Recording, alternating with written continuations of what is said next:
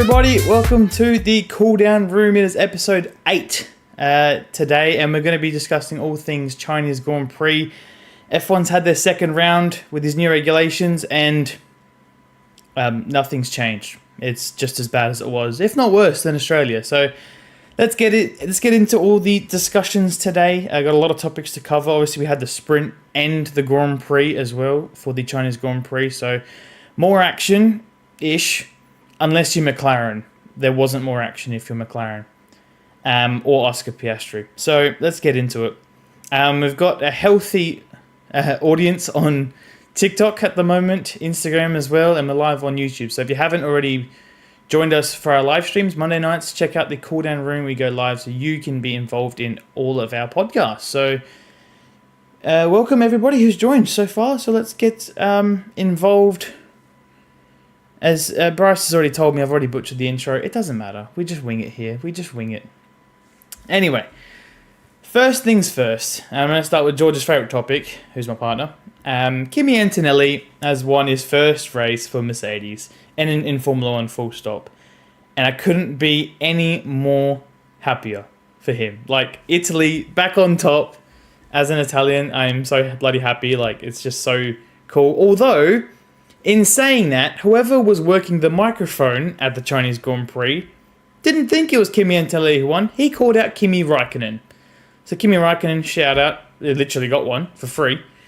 So yeah, that was not the best microphone performance as well as this one here, to be honest. So maybe I was the guy who called out Kimi Antonelli's name. Well, wrong name, I should say.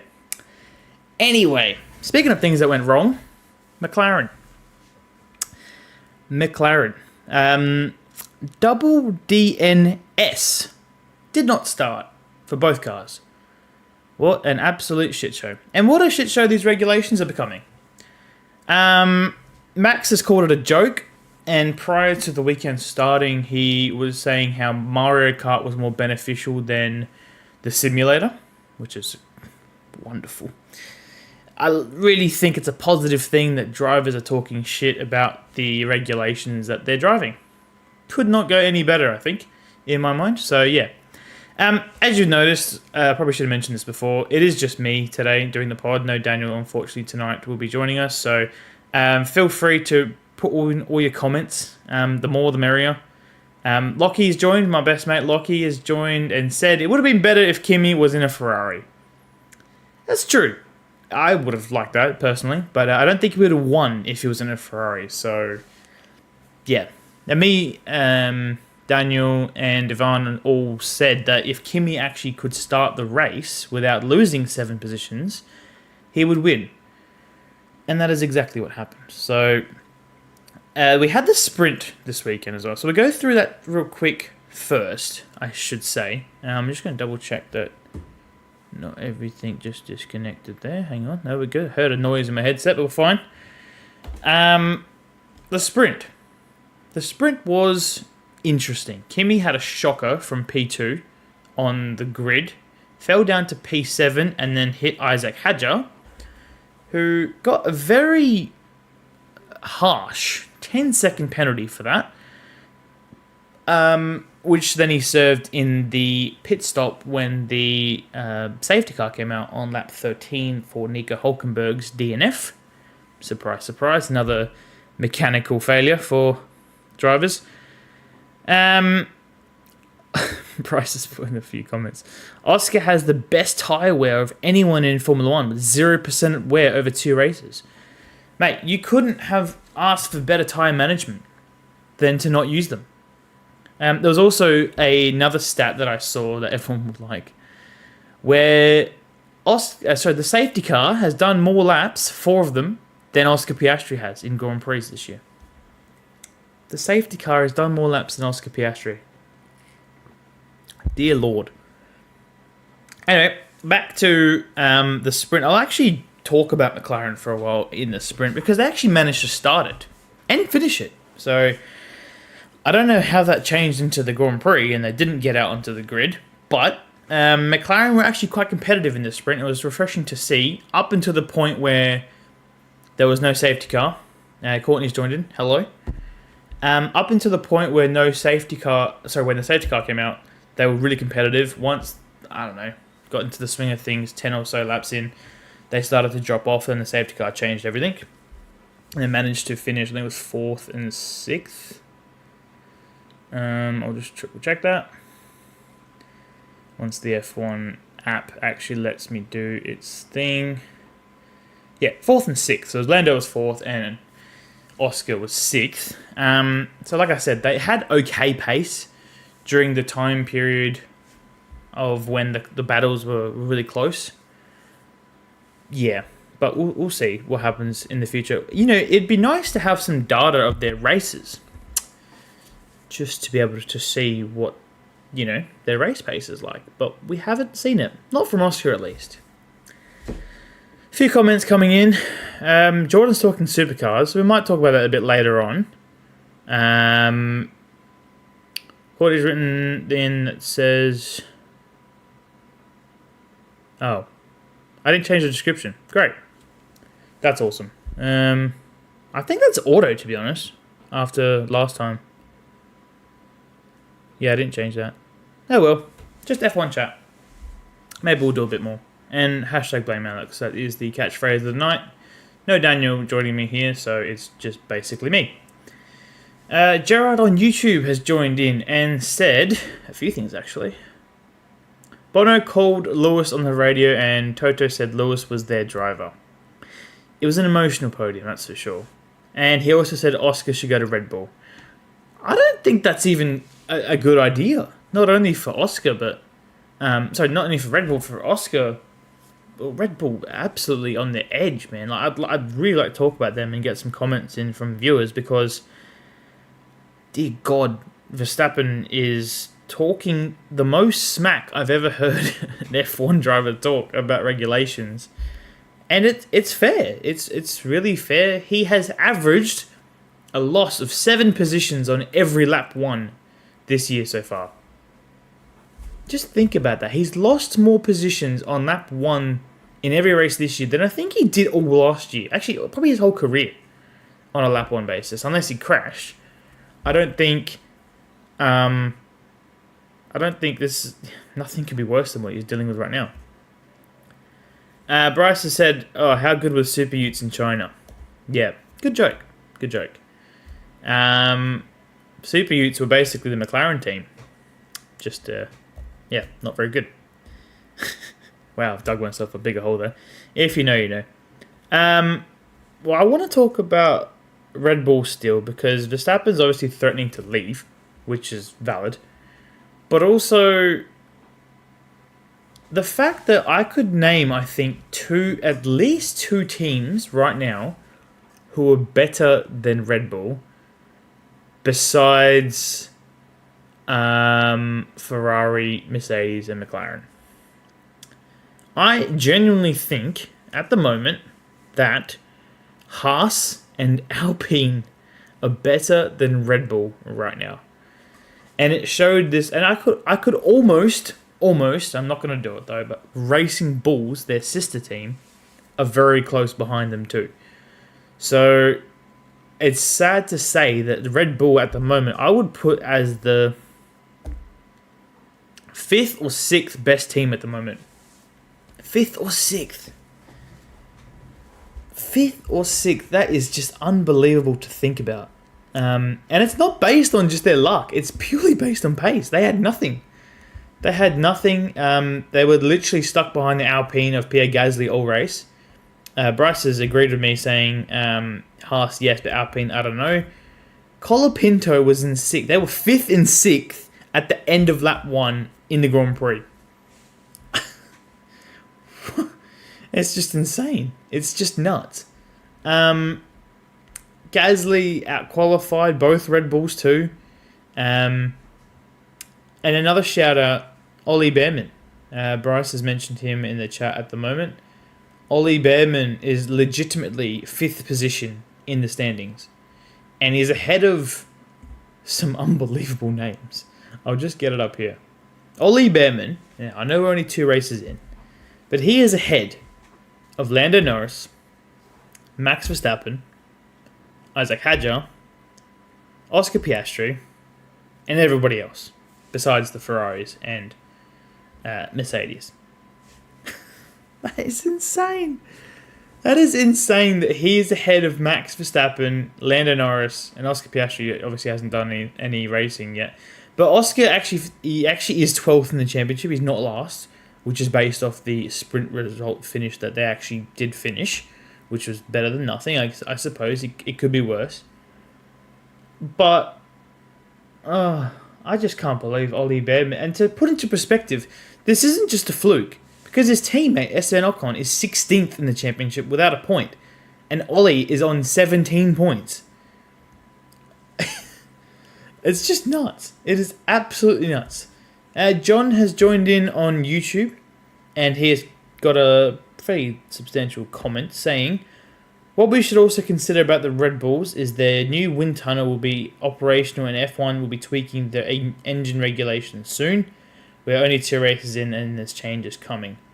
That is a great segue to a bit later on the show where I want to talk about the fact that the Bahrain and Saudi Grand Prix have been cancelled. And at this moment, and I don't know if it's 100% confirmed, but there is no replacement for those Grand Prix. Which would link to John's comment of saying there will be changes coming post the Japanese Grand Prix in a fortnight's time. Oh, it's very interesting. So we'll move on to what happened in the Grand Prix. Obviously, I'll just go quickly over the results for the sprint, which was George Russell was the victor. Surprise, surprise. He edged out over Charles Leclerc and Lewis Hamilton, the Ferrari boys. So double podium, or sprint podium, I should say, for Ferrari, which was great. Lando Norris was 4th, ahead of Kimi Antonelli, who was just in recovery mode after his awful lap 1. And Oscar Piastri finished an event. He finished 6th, and in the points, he got 3 of those. Liam Lawson, he was on the hard tyres for this race. I will quickly find out where he started, because he didn't start 7th. He started 13th, so he made up 6 positions during the sprint, purely because he was one of the few, or maybe even the only, driver to go on the hard tyre for the sprint. And so that means he didn't have to pit when the safety car came out on lap 13 for Nico Hulkenberg's DNF. So he managed to get some amazing track position. And even still, held his ground over the Haas of Ollie Bearman, who was 8th. Edging out, by the way, Max Verstappen in 9th. So, yeah. Obviously, there's only 8 points for the sprint finishes. So, top 8 get points. Bryce has said here, can we now say that Aston Martin is better than McLaren? Wow, that's a bombshell comment. And not completely wrong, I'll be honest. Had some comments on Instagram. Sujin said hello. Had a Justin join on TikTok as well. What I've heard about these regulation changes could happen after the Japanese round due to no races in April. Yeah, which is exactly what we just mentioned, and very good point, because something needs to change. Not that I'm saying Ollie Bearman doesn't deserve it, but the fact he's 5th in the championship ahead of the last 5 driver champions in Lando Norris and Max Verstappen and their teammates is insane. But Ollie Bearman is proving that he might be better than a Haas driver. Obviously, he's a part of the Ferrari Academy, so unless he waits for Lewis to retire, I don't see him getting a promotion anytime soon, unfortunately for him. But you never know. You never know what could be ahead of him. Obviously, Alex Albon was a part of the Red Bull Academy for a while and then switched to Williams when an opportunity arose. But that's because it was the only opportunity. And Haas is at the moment way better than Williams, so I don't think anything will change in terms of seats. And I'll just go back to YouTube. There's not any more comments there. But yeah, fair few people joining in on TikTok. Welcome, everybody. Put a comment in. We're talking about all things Chinese Grand Prix. So yeah, or anything that you want to talk about, feel free to put it in the comments. So, what happened in the Grand Prix? Well, a lot of things happened, and the first thing I want to ask our audience who's watching is, what did you think of the actual racing? Don't worry about the results. Don't worry about what happened off the track and the fact that McLaren didn't start. What was your opinion on the overtakes and just how everything happened? Because there were a lot of overtakes, and the Chinese Grand Prix, I think, I don't want to call it a success because it wasn't. Obviously, the fact that only 18 cars started the race is sad. And then we only had 15 finishes, so furthermore 2 DNFs, which were the Aston Martins. Which, by the way, if you didn't see that clip of Fernando Alonso literally letting go of his steering wheel on the straight because he was in that much pain, speaks volumes for itself. I don't think I need to say any more. Quickly, by the way, if you did miss that, it was Gabriel Bortoleto, Alex Albon, and Oscar and Lando who didn't start the race, which sucked. Bryce is putting here, the battling was great, but the DNFs aren't a China problem. No, that's true. It is not. That is very true. King has written it's going to be one of the Mercedes winning the championship this year. Couldn't agree more. Question is who? Because like we said before, as long as Kimi Antonelli starts and doesn't lose 7 positions, honestly, I would. I'm not a betting person myself, but I would be comfortable putting down some money on Kimi. And I know my partner Georgia's going to like that a lot because she's a Kimi fan. But besides the little mistake he had with 2 laps to go, where everyone was like, "Oh, just hold your horses, buddy. Just bring this thing home." He had a huge margin. Besides that, he showed a lot of calmness. His pace was unbelievable, and George couldn't catch him at all. So, yeah, I have always been high on Kimi, especially now with the cars being so good for Mercedes. Justin has written in saying, didn't enjoy it. These new rules made it worse. IndyCar race was much more interesting. That's just me. I personally haven't watched the IndyCar race just yet, but I want to.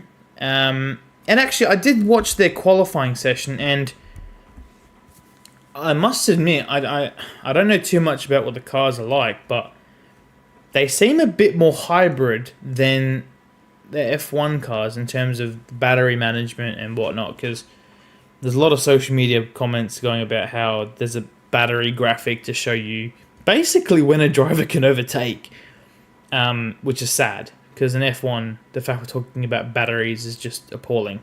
And just, yeah, it's not. As Daniel said last week, it isn't Formula 1. It's not the right mindset to go racing. John's put in a couple of comments here. He's written, what happened is Lewis put on a show for everyone and showed the world he still got it. Let's be honest, he schooled Leclerc on Sunday. Yes, he did. But on Saturday, he got schooled by Leclerc. So they're very even at the moment. So I wouldn't put it past Lewis to say he's at the moment. Well, at the moment he's on par. I don't think he's better than Charles at the moment. But you never know. Who knows what will happen in the future? Obviously, we need some. The problem is the field is too spread out. So to answer my own question before about what's happening with the racing, yes, the action is good, but it's not good in proximity to one another. So we had the amazing battles we saw with Mercedes and Ferrari at the start of the race. Cool. Then once Mercedes get in front, and this happened in Melbourne too, once Mercedes get in front of Ferrari, it's see you later. Like, they finished 20 seconds ahead of Ferrari this week. And last week in Melbourne, they finished 15. So that's sad. But then furthermore, the gap between Charles Leclerc in 4th and Ollie Behrman in 5th was a whopping 29 seconds. Ollie was almost a minute behind Kimi Antonelli on track. It's just nuts. But then from there, you had an amazing battle with Ollie Behrman and Pierre Gasly. They were together. Then from there, you had Liam Lawson. Hang on, this is the sprint? No, this is a Grand... Oh, wow, Liam Lawson finished 7th. I didn't even pick up on that. Liam Lawson and Hadjar were having a battle. So there were battles all over the place. And then on the last lap, I remember Sainz and Colapinto, who were both lapped, were having amazing battles too, as well as Hulkenberg and Lindblad a little bit. And then the Cadillac boys were pretty close together. Yes, they were a mile behind, but, you know, they were still battling. So that's the problem. There's amazing battles on the track. The problem is they're nowhere near each other. That is the issue. And that's the part that bothers me a bit. So, yeah, it's providing entertainment, but a bit too far apart. And that just comes down to the regulations. I know I've yapped on a lot. So, chuck in some comments thinking about what I just said with the fact that everything's so spread out and whatnot, because it's a bit ridiculous. Bryce has put in some comments. I'll go through his.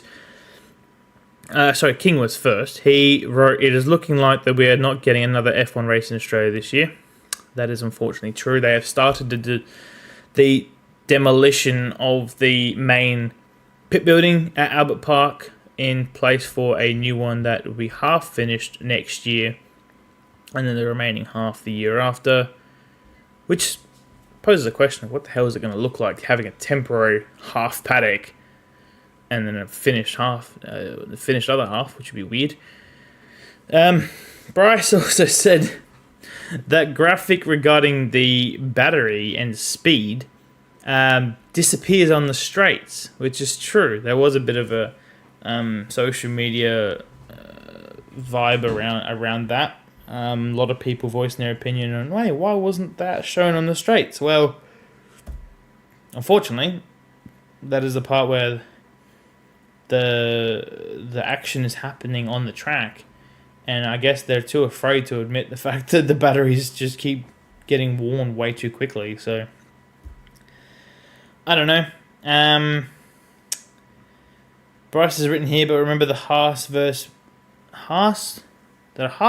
Merc. Of course, there is going to be a gap. No, I agree with that, and I'm not saying that I'm expecting a Haas and a Merc to be battling, but I don't think it should be a minute behind each other. So, yeah, I think F1's got bigger problems than the fact that I don't even know what's worse. It is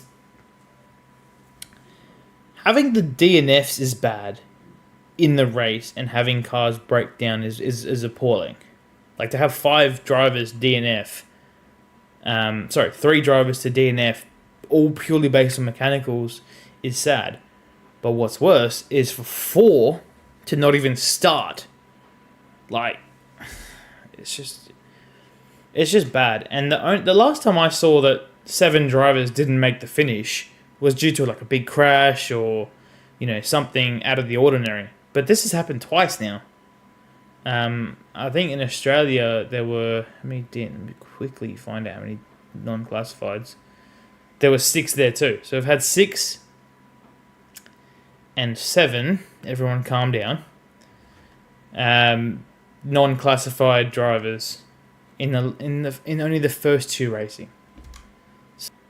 Price is written in. Look how close Supercars is, because it's basically a spec series. So what he's referring to there, if you don't know, is that all the cars are pretty much even in Supercars and other racing categories. So therefore, the battles are not only down the whole field, but they're in close proximity to one another. Someone named Izzy has commented in asking, off topic, what is your opinion on Andrew Fitzpatrick and AU4? We love Andrew. If you don't know, we do cover the social media for the AU4 Championship, which kicks off in less than a month. So that's really exciting, and we are more than excited to see Andrew again, who was very impressive in the Gen 1 class for AGI Sport. I believe he came second in that championship in the Gen 1 class. So moving on to another part of the race, which is also talking about battles that I want to talk about, which is when the safety car came out for the Lance Stroll DNF, Colapinto and Ocon were the only 2 on hard tyres, in the top 10 at least, that were on the hards, and they didn't pit. So they were the only 2 that didn't pit in pretty much the whole field. I think Alonso didn't as well, but he was already last, which is sad. The fact that he didn't pit and still was last is sad. Anyway, Colapinto and Ocon were genuinely second and third at the safety car restart, with Kimi still out in front. He managed to pit before them and still get out in front of them.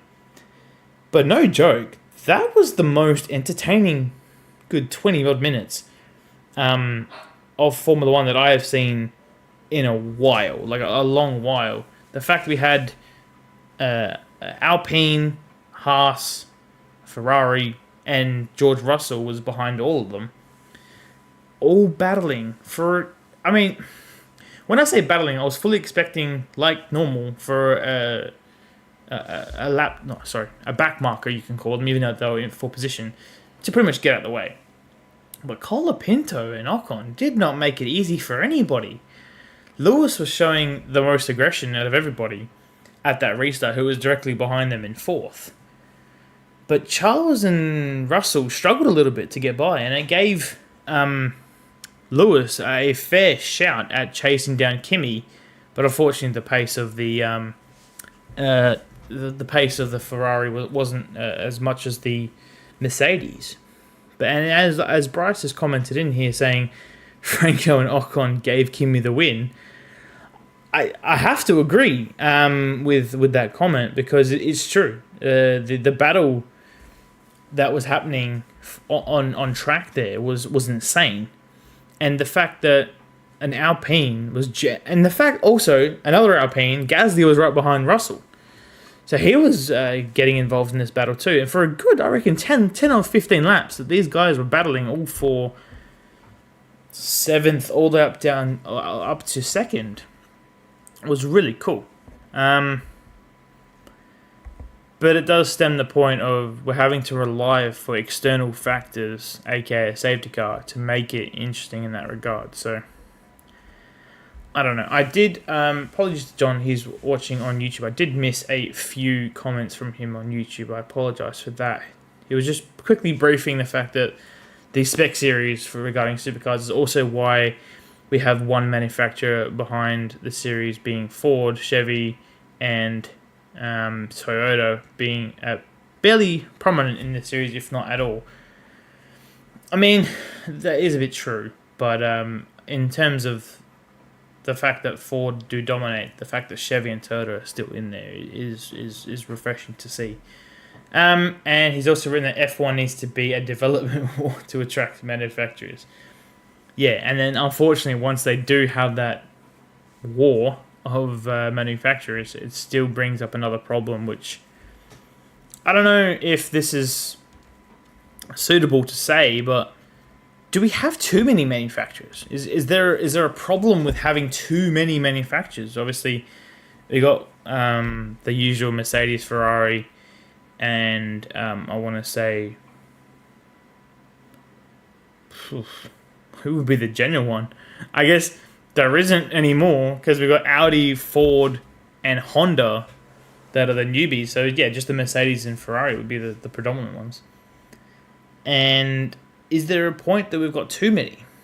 You know, like the fact that Mercedes and Ferrari have 3 and 4 customer teams, and then we've got the loans of the Ford with Red Bull and RB, Audi and Aston Martin with Honda. Do we have too many? I don't know. Is that half the reason why these issues are happening? No. But it is at the same time, because Aston Martin are in shambles with Honda. Audi, who have shown promise, haven't had 2 cars start the race in both races. But then it's not perfect from a Mercedes perspective either, or Ferrari for that matter, because the Williams team are struggling big time. McLaren are struggling big time with their Mercedes engines, respectively. And then, even though all Ferrari cars did finish this weekend with Cadillac, they had struggles in Melbourne with reliability. They had a few times they had to pull over. Touch wood though, Haas haven't had an issue reliably yet, so fingers crossed that remains. But I don't know. I've got a few comments in about what I just said. It's the budget cap because they can't bring upgrades every week, which is true. No, it's the budget cap. It has nothing to do with the amount of manufacturers. I'm not really talking about money side of things with the amount of manufacturers. I'm talking more about just the reliability and keeping things mutual, and even is the other point I'm trying to bring up here. So, John's waved it in and said, "I think we have too many engineers and politicians that dictate the regulations." That might be the comment of the century, John. I'll be honest. That is unbelievable because it's exactly true. It is 100% true. John has nailed it on the absolute head there. There are way too many voices in Formula One. And what made Formula One so great in the past was it wasn't simple, but it was simpler. Now I think we've gone way too far with the amount of things that the drivers have to do, but not only for the drivers, but engineers. Like they're making these cars, and all they're doing is reading a rule book and trying to extract the most possible from that rule book. And it's not going very well. So, yeah, I think that comment there sums up the start of 2026 so far. So fingers crossed. Ivan has put in here, Prime Hamilton is back. The car suits him and is going to be an exciting championship. Couldn't agree more. And I wish, honestly, I really wish, now Formula One, don't get angry with me here, but I think we should make the races a one-lap race. Because Ferrari and Hamilton, boom, they would win every Grand Prix. And would have half the reliability problems out the window. There you go, just an idea. Yeah, it's true. Hamilton does look comfortable. Whatever Kim Kardashian's doing behind the scenes, keep it up. That's all I'm going to say. Might even be physically too. Bit off topic there, I know. What else can we talk about in the race? Well, the Ferrari battle is another thing to talk about. Gave me a bloody scare. Definitely no Zach Brown controlling the team here at Ferrari because they were racing. They were allowed to race. And it was unbelievable. Actually, Waddles kind of brought in the fact of Ferrari being in this chat because the new regulations have brought entertainment with the Merc and Ferraris. But man, we need the V10s back. Yes, very true. If we could combine John's comment and Waddle's comment, perfect. Perfect. Absolutely perfect. Bryce, we know what Kim K is doing behind the scenes. Well, whatever it is, it's working. Let's just say that. Obviously, we saw those memes regarding the fact that the last time he was in a relationship, he won his first drivers' championship. Fingers crossed we do it again. Maybe for him to win, all that has to happen is for her to be there. Just saying. She'll probably only come to Monaco though, where all the richies are.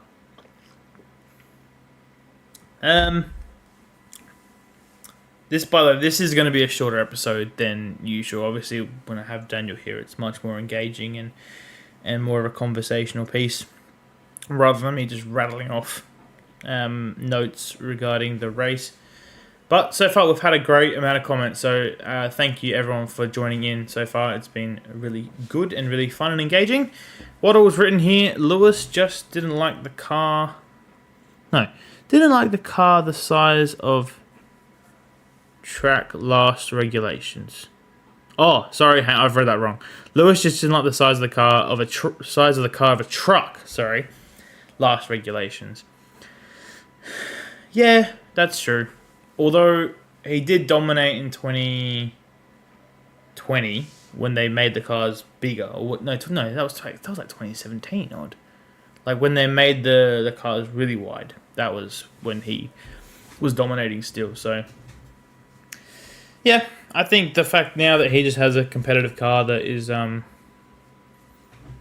consistent would be a good word for Ferrari this year. Yeah, 100%. John's written, Kim K is doing unholy things behind the scenes. Oh boy, let's move on. Speaking of behind the scenes, the Red Bull post-race chat must be through the roof. Verstappen, like I said, if you missed like Waddle and Ivan's missed before, Red Bull and Verstappen has lost an average 7 spots on every start this year. And he's been P20 at turn 1 on almost all of them. Bear in mind, he only qualified, his highest this year, sprint included, was 9th. I will double check that. It might be 8th, actually.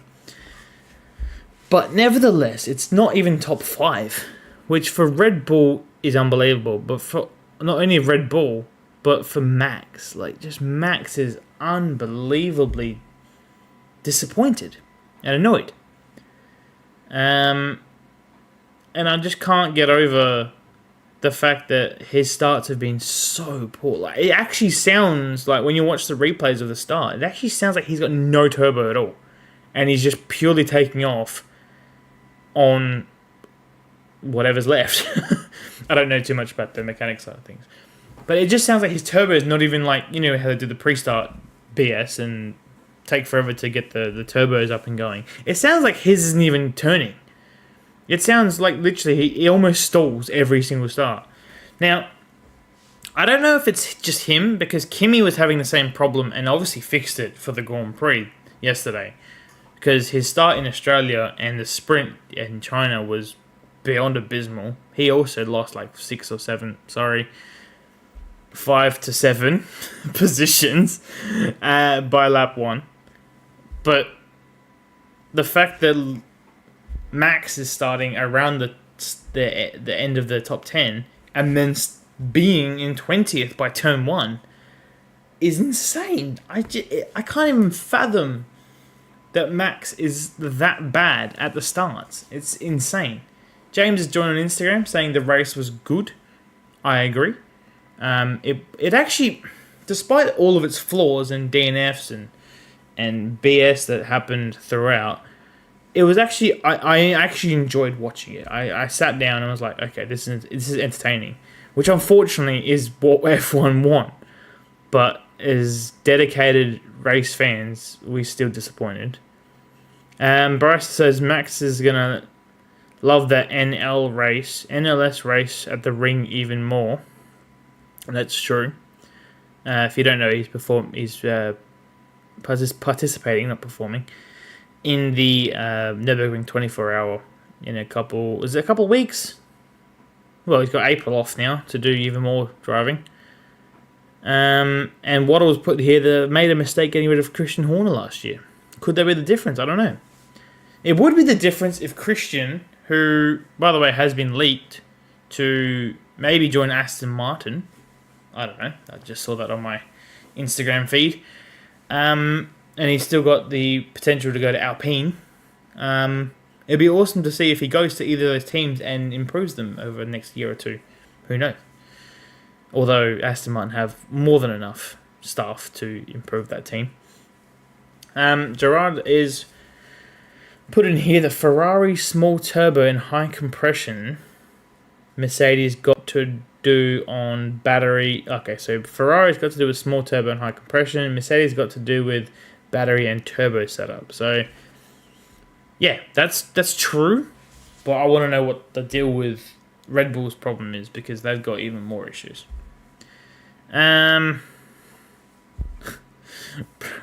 Bryce is like, they should have strapped it to a Ford Transit. Does anyone remember? Off topic. Does anyone remember Top Gear when they invited the Australian Top Gear boys, to go to England and do an Ashes kind of duel?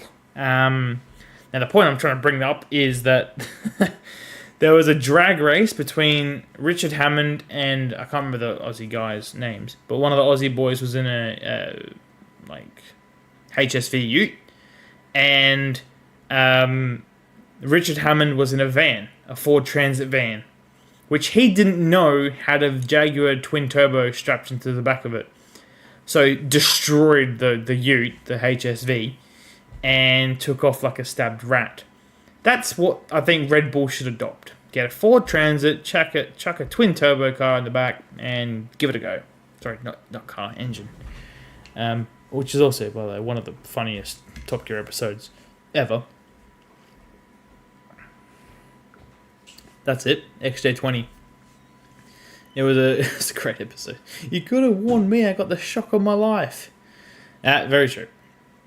Anyway, I think that was all I had for just race notes. Obviously, it was a very emotional podium that took place with Bono, the engineer for Kimi Antonelli, being able to not only share the moment with his driver in Kimi, but having Lewis in third on the podium next to him was really cool. I seriously got a bit emotional when George went to go step aside and give the opportunity for photographers to take a photo of Kimi, Bono, and Lewis together on the top step of the podium just for photography purposes. It was really, really cool. It was a very cool moment. And I think for Lewis, honestly, we're talking like, Vaughn's mentioned it, John's mentioned it, Gerard's mentioned it, Waddle's mentioned it, with the fact that Lewis is back and more aggressive than we've probably ever seen him before. But he's just got a podium now. For the first time for Ferrari, which he's been chasing the whole time he's been there, as much as possible, even though it never looked like he did. Could this even elevate his performance another step? Is that even possible? Is he maximizing everything out of the Ferrari at the moment? Probably. But could he even elevate his performance even more based on the fact that he has got a podium now? And the desire to be second or first, obviously winning is the desire, but to get another step to be second and then obviously win a race for Ferrari in red would be monumental. But is that a question? Is that a point that is Ferrari or Lewis going to level up even more now that he's achieved stage one of his goals, which was get a podium in red? So, who knows? Who knows? Oh, actually, Bryce has mentioned the cooldown room with the comfy couches they had. Did anyone notice that Lewis hadn't been in there for a while? It was 2024 was his last podium. And he was talking about how the whole cooldown room's been modernized and refurbished and developed and all that. It's like, oh, it's fancy in here. Like, he was just like so funny with his reaction on, oh, okay, they've done this place up. I haven't been here in a while. And then he honestly just sounded like a dad. Like, he was talking to Kimi, like, super proud of him. And then even George was getting involved. They just sound like parents. It was quite funny. Listening to that cooldown room was quite enjoyable, I must say. Gerard's put in an interesting comment. Ricciardo could have been really good in these 2026 cars. Hey, you never know. And obviously, unfortunately, we'll never know. But I would have preferred, personally, to have seen Ricciardo in the Cadillac versus Perez. I think the fact that Bottas has beaten him and been consistent about it could be cool. Yeah. Andrews commented in, who we mentioned before. Who was that person who commented? I think the name was Izzy. And he's just written, why was someone asking your opinion on me? Well, people want to know my opinion. And we like you, we love you, by the way. So, your opinion could not have been higher, by the way, of us. So, we will see you in less than a month's time there, Andrew, at AU4 at Winton for the first time, which should be pretty cool. So, what was written, Kimi and his water. Did I miss something? What happened? Kimi and water. Come back to me, Waddle. I need to know more about your comment because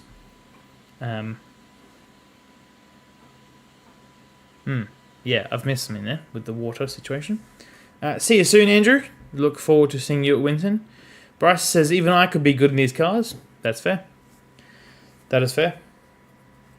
Oh, yeah, that's right. Yeah, he couldn't open the water bottle in the cooldown room. You know, sometimes you need your parents to open up your drink bottle for you. So the kid just couldn't do it. Also, if you guys missed the start of the pod, we briefly talked about the fact that the announcer over the microphone on the podium called Kimi Antonelli Kimi Raikkonen.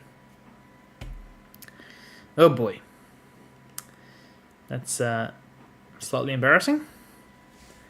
But we move on. He laughed it off. I love how, actually, if you watch that back, the commentator, Alex, I forget his last name, he was like, Kimi's reaction to winning, he's very emotional and he can't even believe it himself. No, what he couldn't believe is the announcer got his name wrong. Yeah.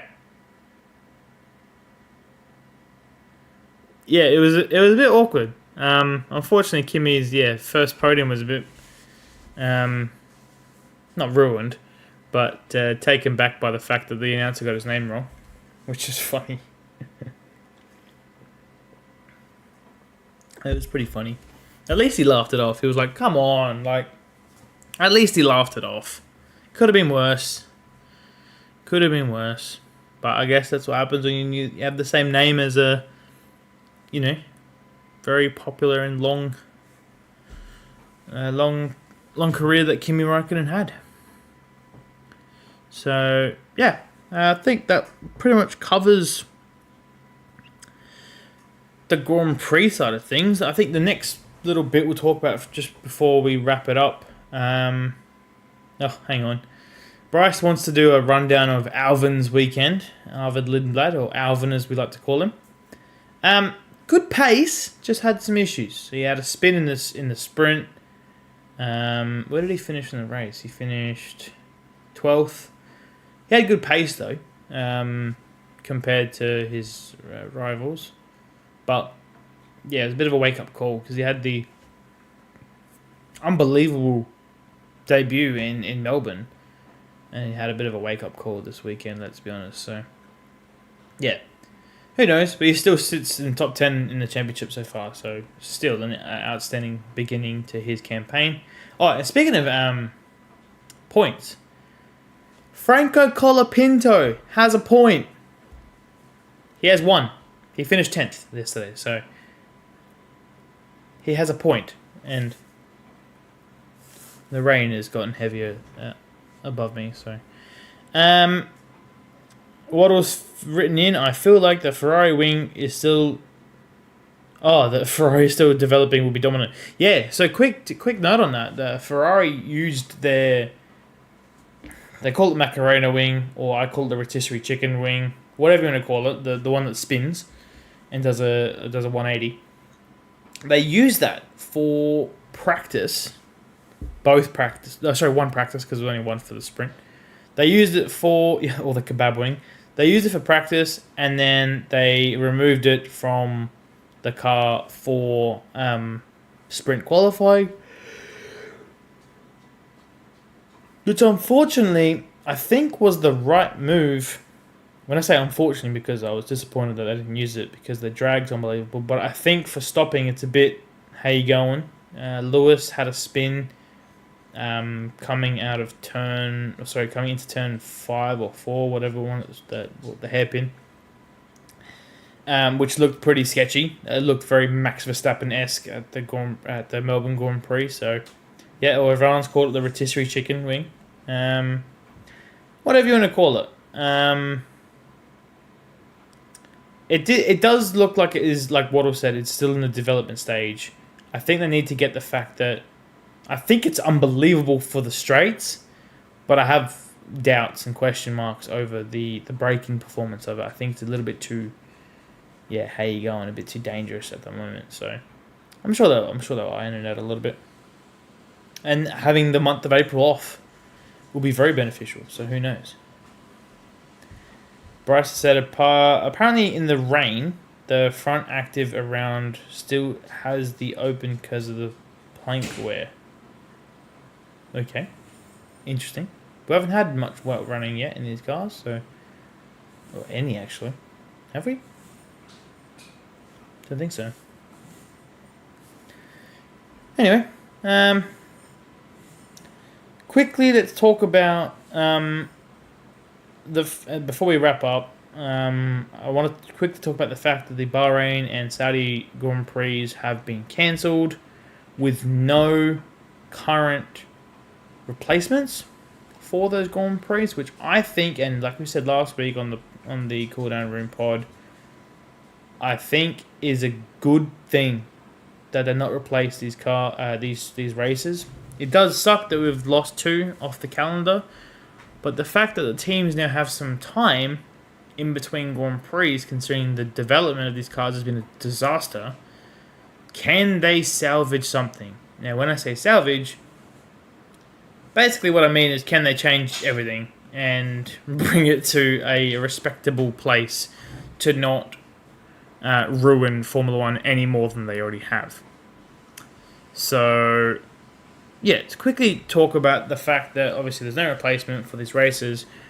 Do the teams even get a chance to talk about, try and do something to fix these cars? I don't know if they do, to be honest. Like, they're not going to get any track time, no testing. The only thing they have is simulator and maybe some wind tunnels, if they have access to it. So, I don't know. Obviously, there was rumours to replace the races in either Melbourne, Portugal, or Imola, and they haven't, as of yet, stated that they will replace them. And like I said, I hope they don't, because I think it's not worth it. I think the results are going to be super inconsistent again. So, yeah, who knows? Waddle said the Macarena at Saudi would have been unbeatable. It also would have been very dangerous. The fact they had these spins at a track where there's lots of runoff area, at China, it would have been a death trap, probably, more than unbeatable, to be honest there, Waddle. I think it would have been very sketchy. Bryce said they might have a filming day they could use, potentially. A lot of teams have access to Silverstone. Depends on what events they're running at the track, so who knows. They've said from Courtney that there'll be no racing in April, so no replacement. Great. I hope. You know what I actually really hope happens is Honda can finally get their shit together and fix this Aston Martin to make it drivable. I'm not saying I want them to be winning races straight away, because, well, that'd be cool, but I'm going to be really realistic. I just want them to fix whatever vibration issues they have happening, because the fact that drivers aren't doing more than 15 laps, well, actually, Alonso did more than 15, but he let go of the steering wheel on lap 15, which was insane. What about the fans and people who have bought tickets? Look, I think still, if you're going to go to the Formula 1, now I didn't go to the Grand Prix in Melbourne, but I do feel for us Aussies the fact that, yes, we have the first Grand Prix and the world's watching us first, but it was an absolute disaster. And I feel bad for the people who did go. And obviously, the fact that Oscar didn't even start the race was just made it so much worse. Gerard's commented in here saying Aston Martin vibration issues like porpoising in the last regulations, and Mercedes did split turbo before that to dominate. True. That's very true. Corny writing, Fernando waving to the Cadillac was sad. Yeah. Considering they were not good themselves. So I do feel for people. Oh, Bryce has mentioned, I took that the wrong way. He meant the people who have bought tickets for Saudi and Bahrain Grand Prix. Look, no offense to those people, but they're probably very rich, so I don't feel that sorry for them. I feel more sorry for the people who forked out money to go to the Australian Grand Prix and to not see Oscar Piastri. That I feel more sorry, to be honest. Because the people who had planned to go to Bahrain and Saudi, I would imagine get refunds. So I think the people who went to the Australian Grand Prix had a much worse experience than people who are not going to the Bahrain and Saudi Grand Prix, personally. I think that sucks more. So, yeah, who knows? Gerard says, Adelaide could set up for F1. I did say last week on the show, Peter Malinowskis, get the track ready early enough. But nah, he's got MotoGP. Sorry, MotoGP on his mind. Let me just quickly do this thing before my TikTok ends. So that's good. Continue. Courtney wrote Bottas P13. Don't read into it. Doesn't matter how many cars finished. I agree. That's a good point. It is a good point. It doesn't matter that 7 cars didn't finish. He still finished. And hey, the fact he finished is more of an achievement than not finishing. So it doesn't matter where you finish, you still finished. And like I said, for Cadillac to still... Cadillac, even though they've struggled and they'll continue to struggle for a while, the fact they got a full Grand Prix in for both cars, albeit 2 laps down. Sorry, 1 lap down. There you go. They were 3 laps down in Melbourne. Progress. They were only 1 lap down this week. Actually, everyone who did get lapped were only 1 lap down. So, credit to everyone. There's some progress. There's some hope. Yeah. Anyway, Courtney's written it's harder than anyone thought they'd ever be. True. Bryce is going to say, we're going to talk about the new motorsport show on Fox. To be honest, I didn't watch it, and I don't really want to watch it. It seemed very cringe and a bit... Yeah, I didn't watch it, so... yeah, I don't think it's really necessary to have a show about motorsport, but that's me. Bryce said Caddy have done more laps than McLaren so far. That's true. That is very, very, very true. Someone said before that, I think it was Gerard or John, someone on YouTube, wrote that Piastri should go to Red Bull. No, he should go to Cadillac. If you want to do some laps, go to Cadillac. The new motorsport show is literally a podcast. See, I have my own podcast, then I don't need to watch their shows. Actually, if you want to drive a car that's reliable, Haas, Alpine, Ferrari, Mercedes, heck, even Racing Bulls. They're the only cars that haven't had a DNF or DNS. So, credit where... Wait, hang on. Did Colapinto finish the Australian Grand Prix? I think he did. Yeah, he did. 2 laps down, but he still finished. We've barely mentioned Williams, but there's nothing to mention of Williams, so... Yeah, unless, the reliable... Like, at the moment, F1 fans are just seeking reliability. Like... Yeah, the regulations won't fully change until probably next year now, because this has been a disaster. But, yeah, it would be interesting to see that. Now, Bryce said, do you have access to the Insta? I don't while I'm live, so Daniel will probably see it, but I can't see it just yet. Oh, Justin Nguyen has joined on Instagram just before we kind of wrap up the night. Justin's joined. He said, remember when... Oh, this is probably talking about about the fans. Remember when COVID lockdown and it happened in Melbourne, people were literally entering the gates as they cancelled the event. Yeah, that was worse. So Aussie fans have copped it, man. They have copped it. They've copped cancellation at the time of entering, and they've copped Oscar Piastri crashing on the warm-up lap. They've copped a lot of shit. Courtney has made a prediction that Esteban Ocon will lose his seat in 2027. You know what? Good shout. He's getting absolutely whacked by Ollie Behrman. But who would want to replace him? I don't know.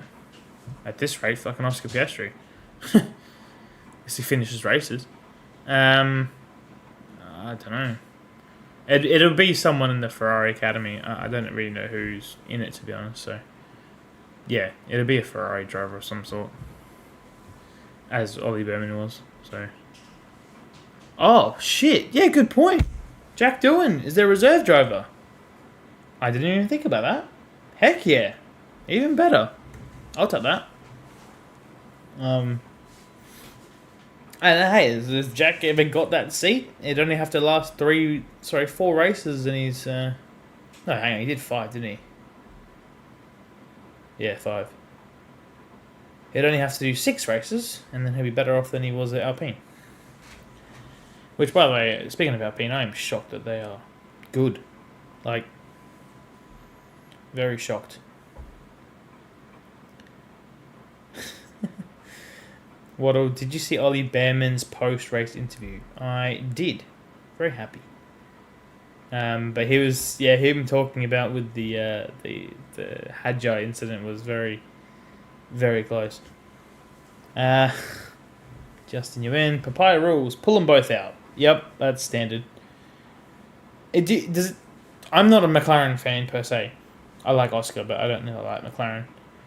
Do you McLaren fans actually believe that once they realised Lando had a problem that they were going to pull out Oscar? Surely they're not that fucking, one-sided. Come on, they can't be. They can't be that bad.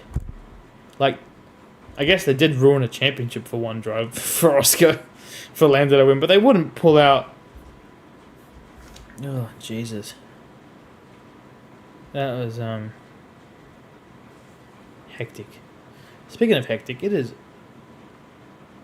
I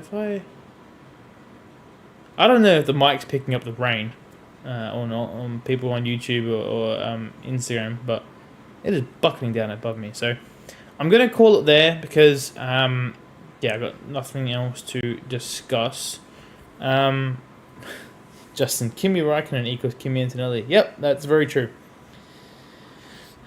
I'll start to wrap it up there, everybody. So, everyone listening on Spotify and watching on YouTube, thank you so much for watching the Cooldown Room, episode 8. Go ahead and like, subscribe, do all those great things. But honestly, don't forget to watch us on Monday nights. We live stream this podcast. You can be involved in the chat, like Bryce, like Courtney, like Waddle, like Justin, like Gerard, like John. Awesome group of people here making this show much more better with just me than just me chatting. And hopefully Daniel will be back next week. So we miss him dearly. And we will see you guys next week for another episode. Ciao.